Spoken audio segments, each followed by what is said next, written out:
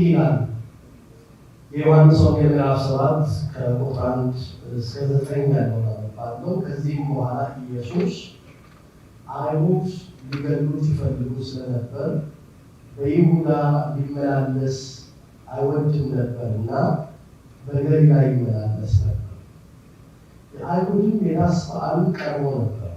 እንግዲህ ወንድሞቹ ደቀ መዛሙርትህ ደግሞ የምታደርገውን ሥራ እንዲያዩ ከዚህ ተነስና ወደ ይሁዳ ሂድ፣ ራሱን ሊገልጥ እየፈለገ በስውር የሚሰራ የለምና እነዚህን ብታደርግ ራስህን ለዓለም ግለጥ አሉት። ወንድሞቹስ እንኳ አላመኑበትም ነበሩና። ኢየሱስም እንዲህ አላቸው፣ ጊዜ ገና አልደረሰም፣ ጊዜያችሁ ግን ዘወትር የተመቸ ነው። ዓለም እናንተን ሊጠላ አይቻለውም፣ እኔ ግን ስራው ክፉ መሆኑን እመሰክርበታለሁና እኔን ይጠላኛል። እናንተ ወደዚህ በዓል ውጡ፣ እኔስ ጊዜ ገና ሳልተፈጸመ ወደዚህ በዓል አልወጣም። ይህን አላቸውና በገሊላ ቀረ ይላል። ስለ ቃሉ የቅዱሳን አምላክ የልዑል እግዚአብሔር ስም የተመሰገነ ይሁን። እዚህ ክፍል ላይ የምናነበው የዮሐንስ ወንጌል ምዕራፍ 6 ሀሳብ ከዘለቀ በኋላ ክፍሉን በማሰናሰል ምዕራፍ 6ን ከምዕራፍ 7 ጋር በማሰናሰል ከዚህም በኋላ ብሎ ይጀምራል። ግልጽ ነው። ከዚህም በኋላ ኢየሱስ አይሁድ ሊገድሉት ይፈልጉ ስለነበር በይሁዳ ሊመላለስ አይወድም ነበር። እያንዳንዱ ክፍል ከሌላው ክፍል ጋር የሚሰናሰል ነው። በዚህ በምዕራፍ 6 ላይ ስለ ምስጢረ ቁርባን ሰፊ ነገር ያስተማረበት ክፍል ነውና ይህን ከጨረሰ በኋላ ኢየሱስ ክርስቶስ አይሁድ ሊገድሉት እንደሚፈልጉ እንደነበር፣ ምክንያቱም ምዕራፍ 6 ላይ ታስታውሱ እንደሆነ ሰምተውት ይህ እንዴት ያለ የሚያስጨንቅ ነገር ነው አሉ አለኝ። እንደውም አይሁድ ስለ ንግግሩ እርስ በርሳቸው አንጎራጎሩ ነው ማለት እና የምናውቀው የዮሴፍ ልጅ አይደለምን እንዴት ሥጋዬን ብሉ ይላል ብለው በጣም በቁጣ አይሁድ ተናግረው ነበርና ጌታችን አይሁድ ሊገድሉት እንደሚፈልጉ ስለሚያውቅ በይሁዳ አይሄድም፣ በገሊላ ይመላለስ ነበረ ይላል። ቀጥሎ የዳስ በዓል ደርሶ ነበረ ይላል። አንድ በዓል ቀርቧል። አይሁድ በዚያ በዓል ላይ እንዲወጡ ይገደዳሉ። ይሄ በዓል ማንኛውም እስራኤላዊ በግድ እንዲገኝበት የታዘዘ በዓል ነው። ኦሪት ዘዳግም ምዕራፍ 16 ቁጥር 16 ላይ ስትሄዱ የእስራኤል ወንዶች ልጆች በዓመት 3 ጊዜ ካሉበት ቦታ ሁሉ ተገኝተው ያከብሩት የታዘዘ በዓል 3 በዓላት። አንደኛው ይሄ በዓል ላይ የሚሉት የቂጣ በዓል ወይም የፋሲካ በዓል የሚባለው። በዚህ በዓል ማንኛውም እስራኤላዊ ከሚኖርበት ዲያስፖራም ቢሆን ማለት ነው ከሀገሩ ሄዶ ያንን በዓል እንዲያከብር ታዝዟል። ሁለተኛው በዓል የ7ኛው ዓመት ሱባኤ የሚባለው በዓለ ጴንጤቆስጤ የምንለው በእስራኤል በዓለ ሰዊት ወይም በዓለ መከር የሚባለው የፋሲካን በዓል ባከበሩ በ50ኛ ቀን የሚያከብሩት በዓላቸው ነው። እኛ ርደተ መንፈስ ቅዱስ የወረደበት በአዲስ ኪዳን በዓለ ጰራቅሊጦስ የምንለው በዓል ማለት ነው። በቀደመው ዘመን በዓለ ሰዊት ተብሎ ይከበር ነበር። እስራኤል ከፍሬያቸው በረከት የሚሰበስቡበት፣ መከር ደርሶ አዝመራቸውን የሚያጭዱበት፣ እግዚአብሔርን የሚያመሰግኑበት በዓላቸው ነው። ሶስተኛው በዓለ ዳስ ነው። ሶስተኛው የትኛው ነው? በዓለ ዳስ። በዓለ ዳስ የሚባለው እስራኤል እግዚአብሔር እንዴት ባለ ታላቅ ቸርነት በምድረ በዳ እንደመራቸው የሚያስቡበት፣ ከቤት ውጭ ሆነው የሚያከብሩት በዓላቸው። ሀገራቸው እንኳን ከገቡ በኋላ የምድረ በዳውን ኑሮ የሚያስታውሱበት በዓላቸው። ግልጽ ነው። ዳስ ሰርተው ከቤት ውጭ ይህን በዓል ያከብሩታል። እና በእነዚህ በዓላት ማንኛውም አይሁዳዊ ወደዚያ በዓል ቢሄድ ይላል ይገደዳል እና መሄድ አለበት እና በዚህ በዓል ላይ እንዲወጣ ወንድሞቹ አንድ ነገር ግድ አሉት። ስለዚህ በዓል እዚህ ዘሌዋውያን ምዕራፍ 23 ቁጥር 39 ላይ እንዲህ ተብሎ ተጽፏል። ኦሪት ዘሌዋውያን ምዕራፍ 23 ቁጥር 39 ላይ እንዲህ ተብሎ ተጽፏል። ከሰባተኛውም ወር በ15ኛው ቀን የምድሩን ፍሬ ካከማቻችሁ በኋላ የእግዚአብሔርን በዓል 7 ቀን ጠብቁ። በመጀመሪያው ቀን ዕረፍት ይሁን፣ በ8ኛው ቀን ዕረፍት ይሁን።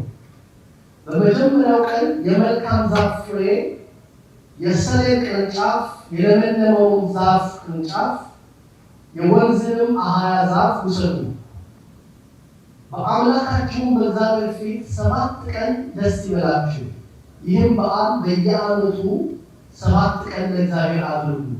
ለልጅ ልጆቻችሁ የዘላለም ሥርዓት ነው። በ7ኛው ወር ትጠብቁታላችሁ። 7 ቀን በዳሶች ውስጥ ትቀመጣላችሁ። ለ7 ቀን ከቤታቸው ወጥተው በዳስ ውስጥ ሆነው የሚይዙዋሉ ማለት ነው። የሚያከብሩት በዓላቸው ነው። ስለዚህ ወደዚህ በዓል እንዲወጣ ወንድሞቹ ኢየሱስን ግድ አሉት።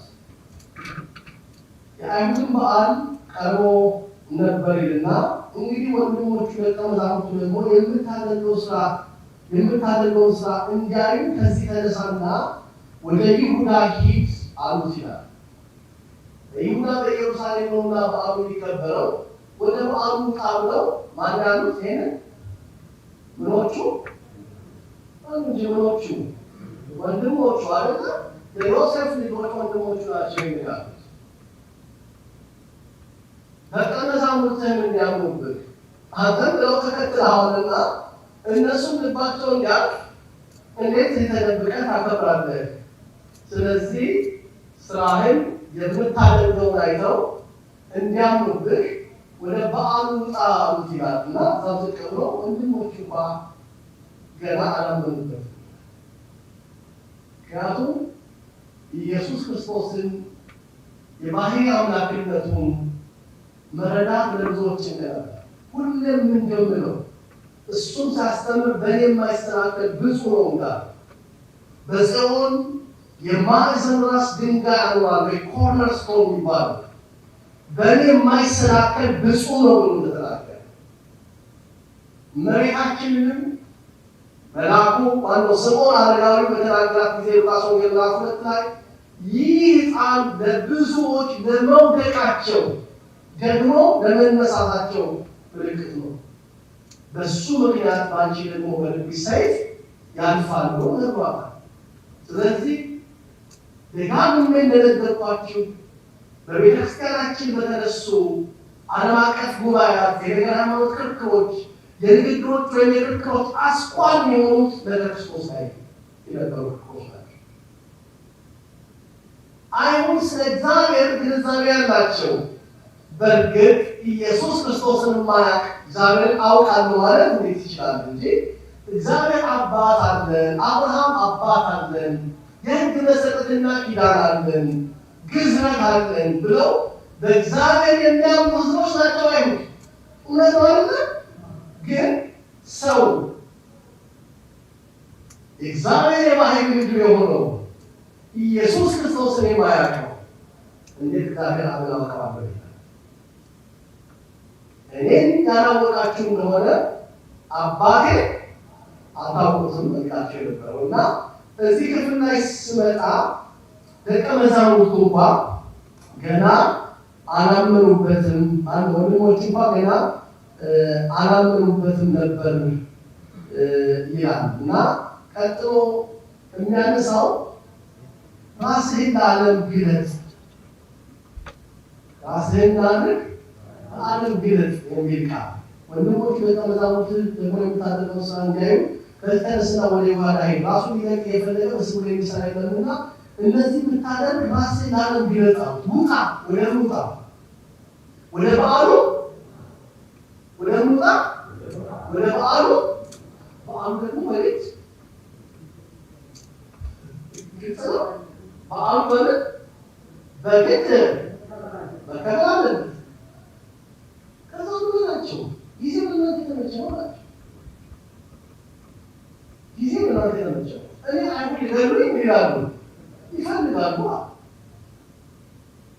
ጌታችን ኢየሱስ ክርስቶስ ሞቱ ምንም እንኳን በስልጣኑ ቢሆን ነገሮችን ሁሉ በጊዜ ማድረግ እንደሚገባው ያስተምራል። በቷቸላሉ ነገሮች ሁሉ በምን እንደሚደረጉ በጊዜው እንደሚደረጉ በጊዜው እንደሚሆኑ የቃና ዘገሊላው ሰርግ ላይ በዚያ ስሙ በተጻፈው ሰው ቤተሰብ ሰርግ ላይ የሚገርም ሆኖ በቃና ዘገሊላ ሰርግ ነበር ይላል። ሸማሱ መጽሐፍ አንድ መጽሐፍ አለ ዶግማስ የሚወጣው በሌላ መጽሐፍ ሰው የምናገኘው እና ምንድን ነው ያለው? ወደ ቤታችን ተጋብላ ላለች ወይ ካለሙ ስትለው ሴቷ አለ ጊዜ ገና ላለ ስለ ሞቱ ስለ መስቀሉ እያወራ ማለት ነው አይገባ መስቀል። ስለዚህ አሁንም ጊዜ ገና ምናላለ ሞቼ ተሰቅዬ ዓለምን የማድንበት ጊዜ አልደረሰም። አሁን አልወጣም። በግልጽ እኮ የወጣበት ጊዜ አላለም። ለሰሜናቸው ሆሳዕና ለመስቀል ወደ ኢየሩሳሌም የገባበት በዓል ለመስቀል ለመከራ ለሞት። ምክንያቱም ከሆሳዕና በኋላ ተያይዞ የሚመጣው ሰሞነ ሕማማቱ ቀጥታ ወደ መስቀል የሚደርስ ነው። በግልጽ እየተናገረ ሉቃስ በተለይ 19:28 ላይ ነው ኢየሩሳሌም ሆይ ሰላምሽ ወደ አንቺ መጥቷል፣ አንቺ ግን አላወቅሽውም። አሁን ከዓይንሽ ተሰውሯል፣ ወራት ይመጣብሻል እያለ ሰላሟን ለመቀበል ልቧን የዘጋች ኢየሩሳሌም ጠላቶች እንደሚነሱባት ቅጥሯን እንደሚያፈርሷት ስለ ኢየሩሳሌም የመከራ ዓመታት ምክንያቱም ኢየሩሳሌም እስከ 1949 ድረስ ማለት ነው የራሷ የሆነ መንግስት ሳይኖራት ሄደች።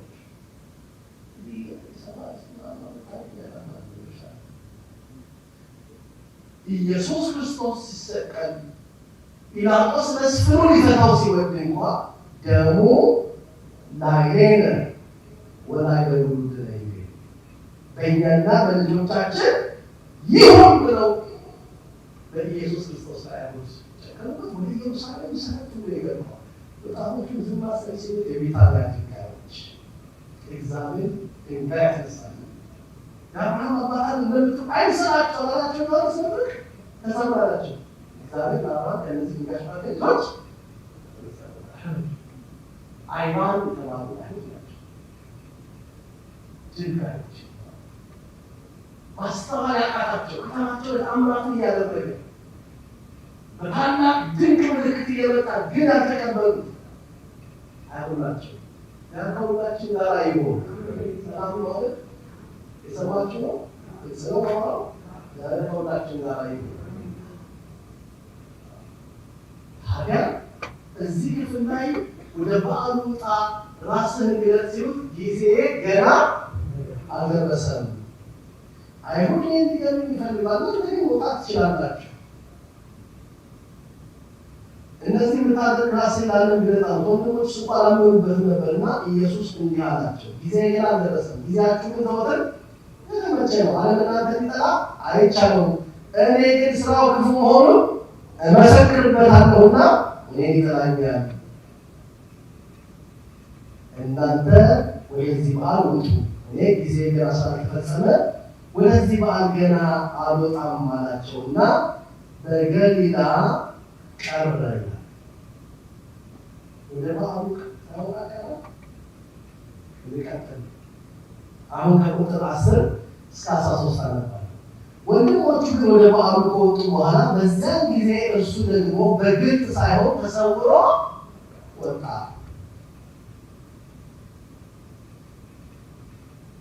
አይሁድም እርሱ ወዴት ነው እያሉ በበዓሉ ይፈልጉት ነበር። በሕዝቡ መካከል ስለ እርሱ ብዙ ማንጎራጎር ነበረ። እያንዳንዱ ደግ ሰው ነው፣ ሌሎቹ ግን አይደለም፣ ሕዝቡን ግን ያስታሉ ነበር። ዳሩ ግን አይሁድን ስለፈሩ ማንም ስለእርሱ በግልጥ አይናገርም ነበር። አያችሁ፣ አይሁድ እሱ እንዳለው በዝግጅት ያደርጉት ነበር፣ ይጠብቁት ነበር። ስለዚህ በጊዜ መስራት ተወውሽ ለባጃለ በጊዜ መስራት ጊዜው ማየት ወቅቱን ማየት እንደ ጊዜው መሆን ሪስፖንስብል መሆን ኃላፊነት የሚሰማው ጌታችን እንኳን ነው። ሞቱ በፈቃዱ ነው፣ በስልጣኑ ነው አይደል እንዴ? ነፍሴ ምን አደረጋት? ባለሆና ደግሞ ማስነሳት ስልጣን አለ አይደል? ይህን መቅደስ አፍርሱት በሶስተኛው ቀን አነሳዋለሁ ያለው ግን እዚህ ክፍል ላይ ኃላፊነት የሚሰማው ትክክል ነው። በአሁን ላይ መቅረት አልነበረበትም። ምን አለ? ወጣ በአሁን ተገኘ። እሱ ያንን እንደተናገረ ለካ በአሁን ላይ ትልቅ ትርምስ ነበር። ይናጎራጉሩ ነበር፣ የሚፈልጉት ነበር። መጣ ወይ መቼም አይቀርም መጥቷል ወይ የተባለ ይፈልጉት ነበር። አንዳንዶቹ መልካም ነው ሲሉ፣ አንዳንዶቹ ደግሞ ክፉ ነው ህዝቡን ያስፈራል። ሎቱ ስራ መድኃኒታችን አምላካችን ሀላል የበቀል የሆነው ለምሳሙን ያነጻው ሮባታን ያቀናው ሽማውን ይጠርፈው እሱ ህዝቡን ያስፈራል ያሉ ይናገሩት ነበር።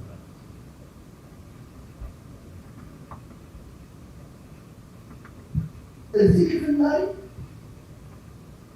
በጣም የሚደንቀው እያንዳንዱ ደግ ሰው ሌሎቹ ግን አይደለም፣ ህዝቡን ግን ያስታሉ ነበር። ዳሩ ግን አይሁድን ስለፈሩ ማንም ስለእርሱ በግልጥ አይናገርም። ሲሆን በግልጥ እናቀራላችሁ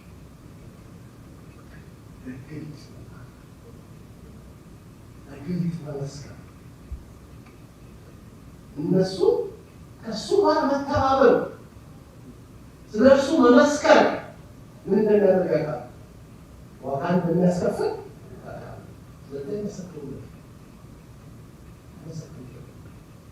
ሐዋርያት በመጨረሻው ጊዜ ከመንፈስ ቅዱስ መውረድ በኋላ በግልጥ ምስክሮች ሆነው ወጡ። እያሰሯቸው እያስጠነቀቋቸው ሲገባቸው እኛ ስለ እርሱ ለመናገር ዝም ማለት አንችልም።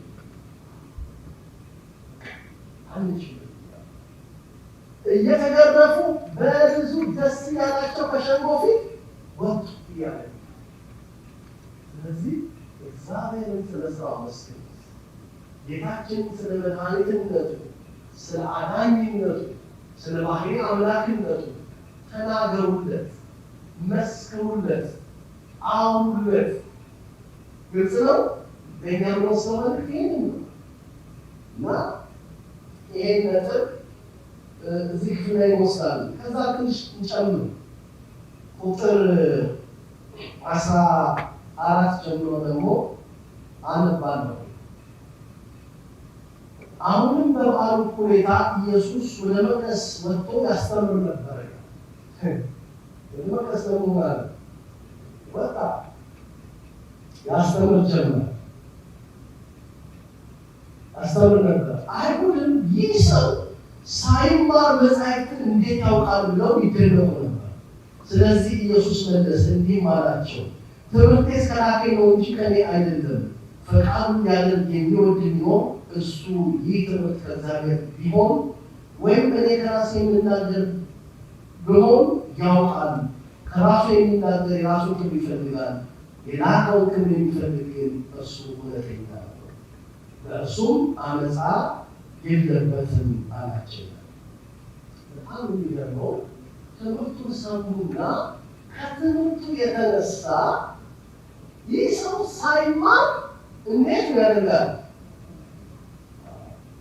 ለምን ይሄዳል? እንደነሱ አይሁድ መምህራን እግር ስር ቁጭ ብሎ ሲማር አላዩትም። እሱ የእውቀትና የጥበብ ምንድን ነው? ምንጭ ነው። መዝገበ ጥበብ ነው የሚባለው። ክርስቶስ ምን ይባላል? መዝገበ ጥበብ፣ መዝገበ ሕይወት፣ የሕይወት የጥበብ ሁሉ መዝገብ ነው። የእውቀት ሁሉ መሰረት ነው እና እንዴት ሳይማር ይሄንን ያስተምራል ብለዋል።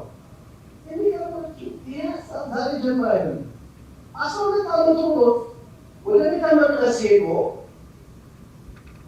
እመቤታችንና ዮሴፍ ያን ቀን መንገድ ትተውት ሲመለሱ እሱ በቤተ መቅደስ ሆኖ ምን ይል ነበረ? ሲጠይቃቸውና ሲሰማ ሲመልስ አገኙት። በጣም ይደነቁ ነበረ ነው የሚባለው። ከንግግሩ ከማስተዋሉ የተነሳ ይደነቁ ነበር። ገና የ12 ዓመት ሆኖ ሳለ የስንት ዓመት?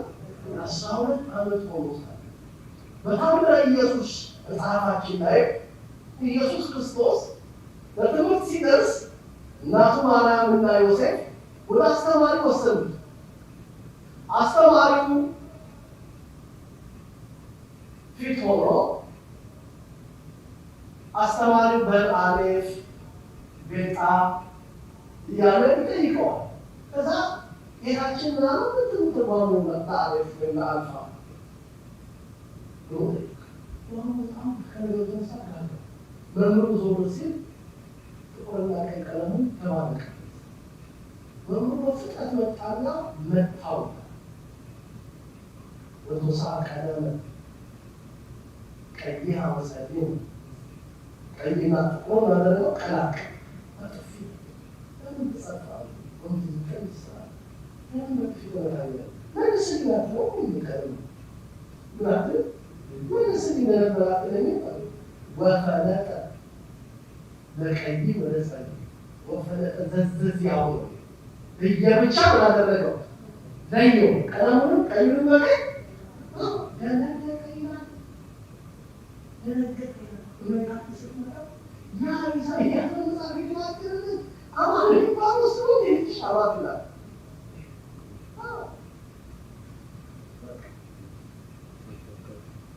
ይህንን የባህሪ አምላክነቱ የእውቀት ሁሉ መሰረት አለ። ምን ያለው ሶሎሞን የጥበብ ሁሉ መጀመሪያ እግዚአብሔርን መፍራት ነው። እሱ የእውቀት ሁሉ መሰረት የሆነው አላወቁምና እንዴት ከቶ ሳይማር ያስተምራል አሉ። እሱ ግን አላቸው ትምህርት ሰሪ አይደለም አባቴ ባላቸው ተማሩ ከላከኝ አባቴ ባላቸው። ለምንድን ነው ቢሉ ከስጋ አይደለም ከአባቴ ነው ሲል ከምን ማለት ነው? ከአምላክነቴ ነው። የባህሪ አምላክ በባህሪ በፈቃድ አብ ወይም መንፈስ ቅዱስ አንድ ናቸው። ይህ ትምህርት የማን ትምህርት ነው? የአብ የወልድ የመንፈስ ቅዱስ ትምህርት ነው። ይህን ትምህርት ብትቀበሉ አባቴን ተቀብላችኋል። እኔን ብትቀበሉ ትምህርቴን በተቀበላችሁ ነበር። ይህ ትምህርት የአባቴ ነው። እኔ ስለ ራሴ አልመሰክርም። ስለ ራሴ የሚናገር ሰው የራሱን ክብር ይፈልጋል። ስለ እኔ የሚመሰክር ቢላል ማን ምስክሮቹ ብዙ ናቸው። ዮሐንስ ምስክር ነው አይደል? መጽሐፍ ምስክር ናቸው። ያደረጋቸው የእጆቹ ሰዓት አምራቶቹ ምስክሮቹ ናቸው።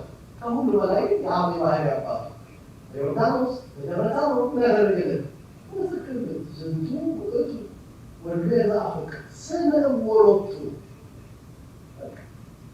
የሚላቸው ምስክር ነው። የሚላችሁ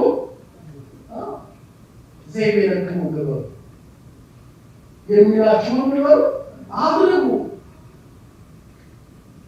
አይሁድን ይሄንን መቀበል አይሁድ ይሄንን ማለት ተቸግሯቸውና ከየት እንደመጣ እሱ እንዲያውቁ የቤታችን ትልቁ ምኑ ነው ሀሳቡ ነው ምክሩ ነው። ሁልጊዜ ነገሮች ወደ ማን ይወስዳል?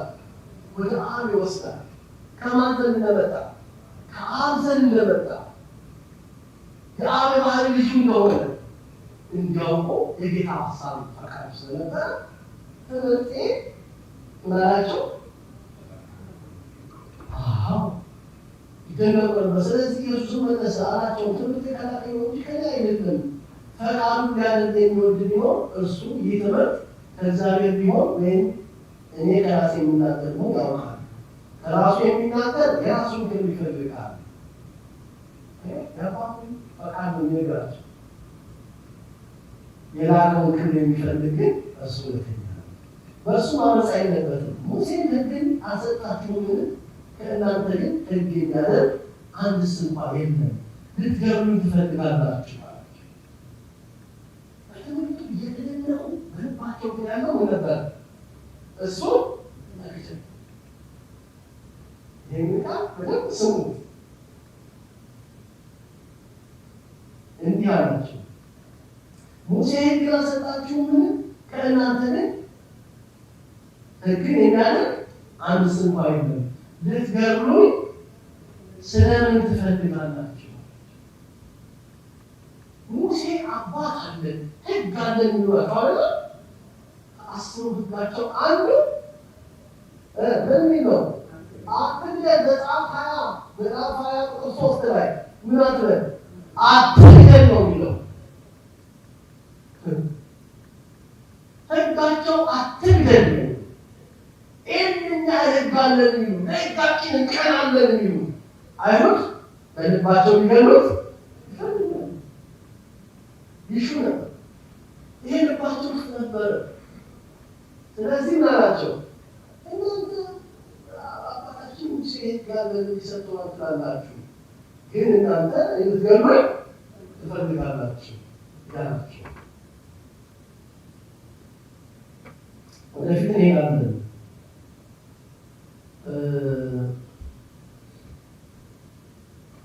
ልትገሉኝ ስለምን ትፈልጋላችሁ? ሕዝቡ መለሱና ጋኔን አለብህ፣ ማን ሊገድል ይፈልጋል አሉት ይላል።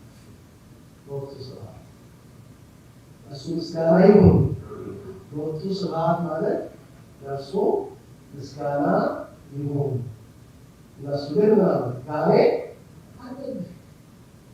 ምዕራፍ 7 ምዕራፍ 8 ላይ በተመሳሳይ ምን አለብህ ያሉታል?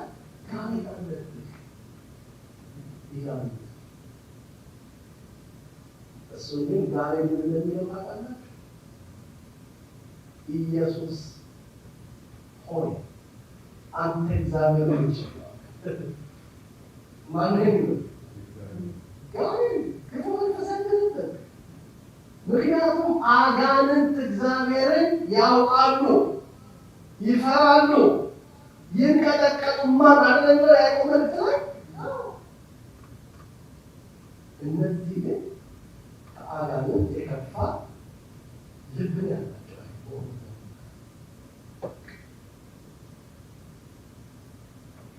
እውራን ናቸው፣ አይዋን ድንጋዮች ናቸው። ልባቸው አለት ነው እና ይህንን ይሉታል። እስቲ አንድ የመጽሐፍ ቅዱስ ክፍል እናንብብ። የማቴዎስ ወንጌል ምዕራፍ 8:28 ምን ነው? የማቴዎስ ወንጌል ምዕራፍ 8 ቁጥር 28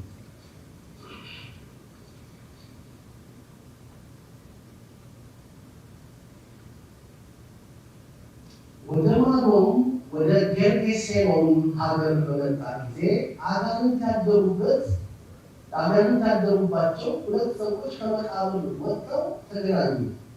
እነርሱ ሰው በዚያ መንገድ ማለፍ እስኪሳነው ድረስ እጅግ ክፉዎች ነበሩ። እነሆ ኢየሱስ ሆይ የእግዚአብሔር ልጅ ካንተ ጋር ምን አለን? ጊዜው ሳይደርስ ስታሰቃየን ወደዚህ መጣህን? እያሉ ጮሁ። እነሱ አሁን ማን ሆኑ? ኢየሱስ የእግዚአብሔር ልጅ ሲበሉ የእግዚአብሔር ልጅ ጊዜ ሳይደርስ በሌላ ክፍል ላይ ወደ እሪያው ንግባ እንዲገባ ፈቃድ ይሆናል አሰቃይ እነሱ ይሄንን አምላክ ጋኔን አልነበረም። ለእርሱ ክብር ምስጋና ይሁን። አጋንንትን በስሙ ነው የምናሳልፈው። ክፉዎችን በስሙ ነው የምንቃወመው። ከጠላት ማሸነፊያችን ስሙ ነው። ሕሙማን የሚፈወሱበት ስሙ ነው። መድኃኒት የሆነው ስሙ፣ አዳኝ የሆነው ስሙ፣ ሽባዎች ሁሉ ጸንተው የሚቆሙበት ስም መድኃኒት ስለሆነ ስሙ የተመሰገነ ነው። ከዛ ይቀጥላል ታሪኩ። ጋኔን አለብህ፣ ማን ሊገድል ይፈልጋል አሉት። ኢየሱስ መለሰ አላቸው፣ አንድ ስራ አደረግሁ፣ ሁላችሁ ታደንቃላችሁ አላቸው። አንድ ስራ አደረግሁ፣ ሁላችሁ ታደንቃላችሁ። ሉቃስ 13 ላይ 18 ዓመት ሙሉ በክፉ መንፈስ ያለች ሴት ሲፈውስ ምናምን አይደለም አምላክ ያደርግ ነው ያለቁትና በዛ ደግሞ ይቃወሙታል። ሁላችሁ ታደንቃላችሁ፣ ስለዚህ ሙሴ መገረዝን ሰጣችሁ፣ ከአባቶችም ነው እንጂ ከሙሴ አይደለም። እስቲ ይህንን ቃል እንየው። ስለዚህ ሙሴ መገረዝን ሰጣችሁ፣ ከአባቶች ነው እንጂ ከሙሴ አይደለም። ቀጥላለው ዋናው ሀሳብ ግን ሀሳብ ትንሽ አይደለም። ሙሴ ምን መገረዝን ሰጣችሁ ካላቸው በኋላ ከአባቶች ነው እንጂ ከሙሴ ለምን መገረዝ ከማን ነው የሚጀምረው? ከአብርሃም ነው የሚጀምረው። አያችሁ፣ መገረዝ የሚጀምረው ከማን ነው ያላቸው? ከአብርሃም ነው። ሙሴ ከአብርሃም በኋላ የተነሳ ነው። ለዚህ የመገረዝ ሰጣችሁ። ስለ መገረዛችሁ ጭንቃሉ። የመገረዝን ሕግ ያደርጉ። አንዳንድ ጊዜ ሕጋቸው ራሱ ካሽ አይደለም። ሕጋቸው ራሱ ይጋጫል። በምን ለሕጋቸው በጣም ስትሮ ናቸው። ለምሳሌ ወንድ በተወለደ ስተኛው ይገረዝ ሰውተኛ ቃል ገረዝ ለምሳሌ ቅዳሜ የተወለደ ልጅ የሚከተቀመች ነው። ቅዳሜ የተወለደ ስለዚህ ቅዳሜ ናቸው። ምን ያደርጉታል ማለት ነው? ልጁን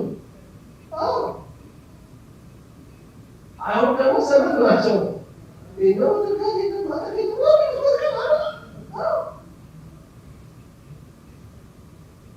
እና በጣም ከባድ ነው። ወታች ክፉን ያነበብን ሄድ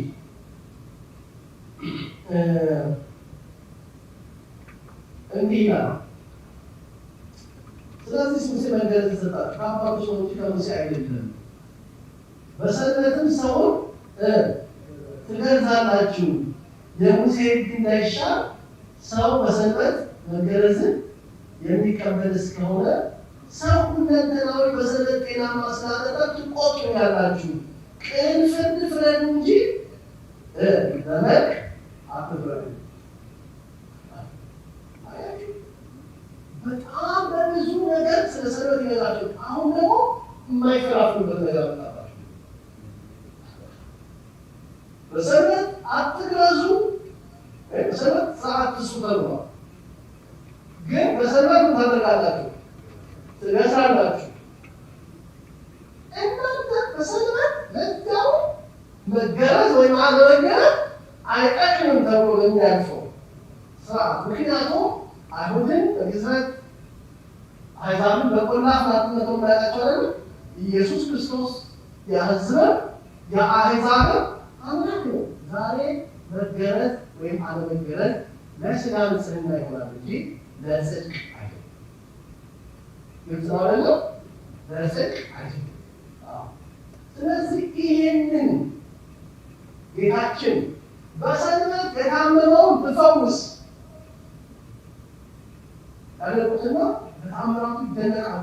ለምሳሌ በዓይነ ስውር ጉዳይ አሜሪካ ተካፍለዋል፣ ተለያይተዋል። ኃጢአትን ተሰረየችልህ ያለ ምን የነበረው ኢየሱስ ክርስቶስ ተደንቀዋል። በኋላ ደግሞ ዞር ይሉና ያደርጉታል። ሰንበት ነው አልተፈቀደልህም እና ደግሞ ይከሱታል። ስለዚህ ሰንበታችሁ ትሽራላችሁ እያለ ያስጠነቅቃቸዋል። አንድ ስራ አደረጉላችሁ ታደርጋላችሁ። ስለዚህ ሙሴ መገረዝ ሰጣችሁ ከአባቶቻችሁ ነው እንጂ ከአባቶችም ነው እንጂ ከሙሴ አይደለም። በሰንበትም ሰውን ትገዛላችሁ። የሙሴ እንዳይሻር ሰው በሰንበት መገረዝን የሚቀበል ከሆነስ ሰውን ሁለንተናውን በሰንበት ጤናማ ስላደረግ ትቆጡኛላችሁ። ቅን ፍረዱ እንጂ በመልክ አትፍረዱ። እንግዲህ ከኢየሩሳሌም ሰዎች አንዳንዶቹ እንዲህ አሉ፣ ሊገድሉት የሚፈልጉት ይህ አይደለምን አሉ። የሚገርመው ሊገድሉት የሚመጡት አንዳንዶቹ እንኳን ምን አይሉትም፣ አያውቁትም፣ በመልክ እንኳ አያውቁትም። በተለይ ወደ በኋላ ወደ ስቅለቱ ሲመጣ ጌታችን ኢየሱስ ክርስቶስና ወንጌላዊ ቅዱስ ዮሐንስ ይመሳሰሉ ስለነበር በጣም ብዙ ጊዜ ምን ይሉ ነበር? ለመለየት ይቸግሩ ነበር። ሰሙነ ሕማማት ስለ መሳሳም ስለ መጠቃቀት ቤተክርስቲያናችን ለትውፊት ታስተምረው ይሁዳ መጥቶ አፖሲስ ነው። ይሁዳ በስም ታገበሩ ይባላል። ሰው አፈሰነ አሳልፈው ያለው ለምንድን ነው ይባል ዮሐንስ ወንጌላዊ እንዳይመስላቸውና እሱን እንዳይዙ እንሰጣችሁ ምንም ማለት ነው የምስለው እሱ ነው። የኔ ኮንቲኒ እዚህ ላይ የምንፈልገው የተላከው በሱ አይደለም ወይ? ገርማችሁ እዚህ በራሳችሁ ላይ በጣም ታውቃሉ። አንዳንዶቹ በትምህርቱ ልባቸው ተነብቶ አረባካችሁ አይተናናችሁ እዚያ አስተማሪ ነው ዳግም ተመልሶ ሁሉ በፍቅር የሚማረክ መድኃኒዓለም ክብር ምስጋና ይግባው። ሁሉም በፍቅሩ በትምህርቱ በቸርነቱ በማዳኑ የሚማርክ መድኃኒዓለም አምላካችን ስሙ የተመሰገነ ይሁን። እንግዲህ የኢየሩሳሌም ሰዎች አንዳንዶቹ እንዲህ አሉ፣ ሊገድሉት የሚፈልጉት ይህ አይደለምን? እነሆም በግልጥ ይናገራል፣ አንዳችም አይሉትም።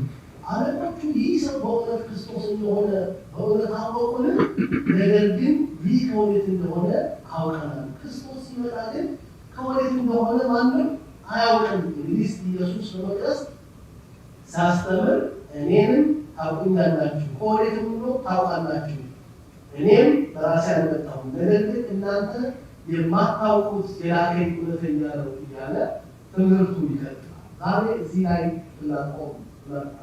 ሰዓት አልፏል። የሚቀጥለው ሳምንት ላይ ከፍተኛ ክርክር በካህናት አለቆች ዘንድ መለያየት ይሆናል። ያ ኒቆዲሞስ የሚባለው ሰው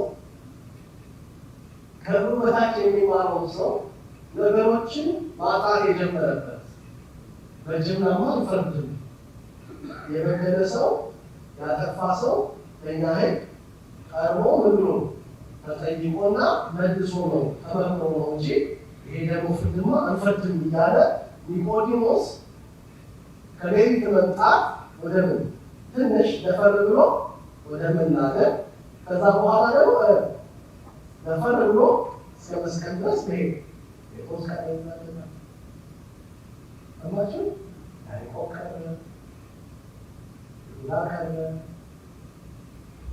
ማቴዎስ ይሁዱ የቤታችን ለአማን ይባል በዘመኑ ባላት ይባል እንደነበር ክፍላለና ባከተማይ በጣም ለሌላ ከሚጀምሮ ታነሳ ለኔ ከየታላች ጋር አንደሳ ለሌላ ለገሪቱ ሽፍቶች ላይ ባለው ላይ ከሩቅ ተመለሰ ያለ ዛላም ነገር አንድ ለታዘኝ ይሄዳልና እነዚህ ሁሉ ሲመለሱ አስቀም ተስመጣ ብቻና መስፍን ደፍሮ ሄዶ አንጸጋው ጌታ አማካኝ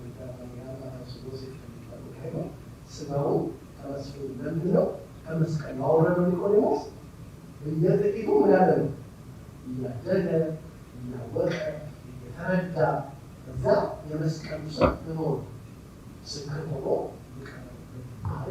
ብዙ መሰረት የምናገኘው ነው። ዛሬ ስለሰጠን ጊዜ ቃሉን ስላበራልን፣ ስላስተማረን፣ ስለመከረን መድኃኔዓለም አምላካችን ፈጣሪያችን አካባቢያችን ቅዱሳችን ስሙ የተመሰገነ ይሁን። ዛሬ የተመሰገነ ይሁን። የሰማነውን ቃል ሁላችን እና እግዚአብሔር በልቡናችን ሰሌዳ ይጻፍልን።